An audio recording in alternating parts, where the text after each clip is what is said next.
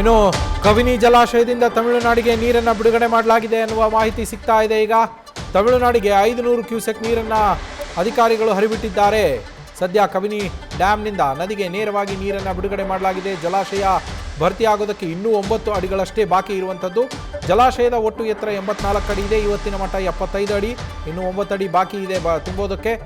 ಸದ್ಯ ಕಾವೇರಿ ಜಲಾಶಯಕ್ಕೆ 3595 cusec ಒಳಹರಿವಿದೆ. 500 cusec ನೀರನ್ನು ಹರಿಬಿಟ್ಟಿದ್ದಾರೆ ಅಧಿಕಾರಿಗಳು. ಮಧ್ಯಾಹ್ನವಷ್ಟೇ CWRCಯಿಂದ ಆದೇಶವನ್ನು ನೀಡಲಾಗಿತ್ತು ತಮಿಳುನಾಡಿಗೆ ನೀರನ್ನು ಹರಿಸಬೇಕು ಅಂತೇಳಿ. ಅದರ ಬೆನ್ನಲ್ಲೇ ಇದೀಗ ಕಬಿನಿ ಡ್ಯಾಂನಿಂದ ನೀರನ್ನು ಹರಿಬಿಟ್ಟಿರುವಂಥದ್ದು.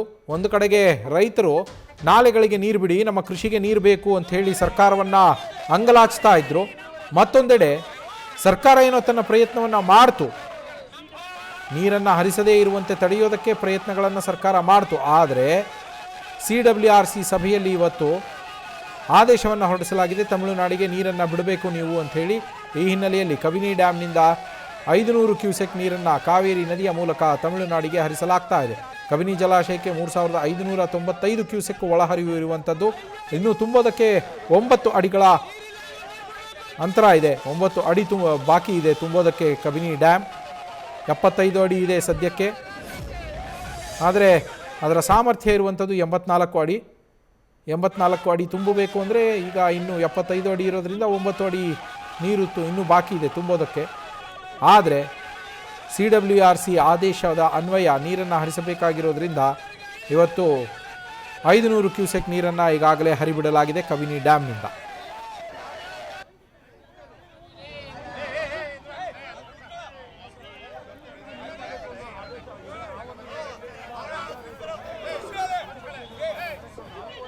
ನಮಗೆ ಇಲ್ಲಿ ಕುಡಿಯೋದಕ್ಕೆ ನೀರಿನ ತೊಂದರೆ ಇದೆ, ಮಳೆ ಬಂದಿಲ್ಲ. ಕರ್ನಾಟಕದಲ್ಲಿ ಮಳೆಯ ಕೊರತೆ ಆಗೋಗಿದೆ. ಬಹುತೇಕ ರಾಜ್ಯದಲ್ಲಿ ಬರಗಾಲದ ಪರಿಸ್ಥಿತಿ ಇದೆ. ರೈತರು ಬೆಳೆದ ಬೆಳೆ ನಿಲ್ತಾ ಇಲ್ಲ, ಬೆಳೆಗಳೆಲ್ಲ ಒಣಗಿ ಹೋಗ್ತಾ ಇದೆ. ಆ ಬೆಳೆಗಳಿಗೆ ನೀರು ಕೊಡೋದಕ್ಕೇ ನಮ್ಮ ಬಳಿ ನೀರಿಲ್ಲ, ಕುಡಿಯೋದಕ್ಕೆ ನೀರಿಲ್ಲ. ನಮಗೆ ಮೊಟ್ಟ ಮೊದಲಿಗೆ ಕುಡಿಯೋದಕ್ಕೆ ನೀರಿನ ಅವಶ್ಯಕತೆ ಇದೆ. ಈ ಕಾವೇರಿ ಜಲಾನಯನ ಪ್ರದೇಶದಲ್ಲಿ ಬರುವಂತಹ ನೀರನ್ನೇ ನಂಬಿಕೊಂಡು ಸುಮಾರು ಜಿಲ್ಲೆಗಳೇನಿದ್ದಾವೆ, ಮೈಸೂರು ಭಾಗದ ಜಿಲ್ಲೆಗಳು, ಹಳೆ ಮೈಸೂರು ಭಾಗದ ಜಿಲ್ಲೆಗಳು, ಈ ಜಿಲ್ಲೆಗಳಲ್ಲಿ ಕುಡಿಯುವ ನೀರಿಗೆ ಆಧಾರವೇ ಕಾವೇರಿ, ನಮ್ಮ ಜೀವನದಿ. ಅದರಲ್ಲಿ ನೀರಿಲ್ಲ. ಈಗ ಮಳೆಯ ಕೊರತೆಯಿಂದಾಗಿ ನೀರಿಲ್ಲವೇ ಇಲ್ಲ. ಇರುವ ಸಂಗ್ರಹವಾಗಿರುವ ನೀರೇನಿದೆ ಅದು ನಮ್ಮ ಕುಡಿಯುವ ನೀರಿನ ಅವಶ್ಯಕತೆಗೂ ಕೂಡ ಕಡಿಮೆ ಬೀಳುತ್ತೆ, ಸಾಕಾಗೋದಿಲ್ಲ ಅಂಥೇಳಿ ಕರ್ನಾಟಕ ತನ್ನ ವಾದವನ್ನು ಮಂಡಿಸಿತ್ತು.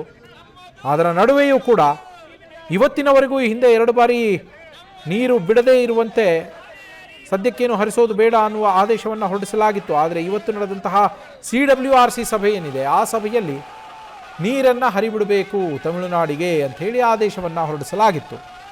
ಹೀಗಾಗಿ ಇದೀಗ ಕಬಿನಿ ಜಲಾಶಯದಿಂದ ನೀರನ್ನು 500 ಕ್ಯೂಸೆಕ್ ನೀರನ್ನು ಹರಿಬಿಡಲಾಗಿದೆ ತಮಿಳುನಾಡಿಗೆ ಕಾವೇರಿ ನದಿಯ ಮೂಲಕ.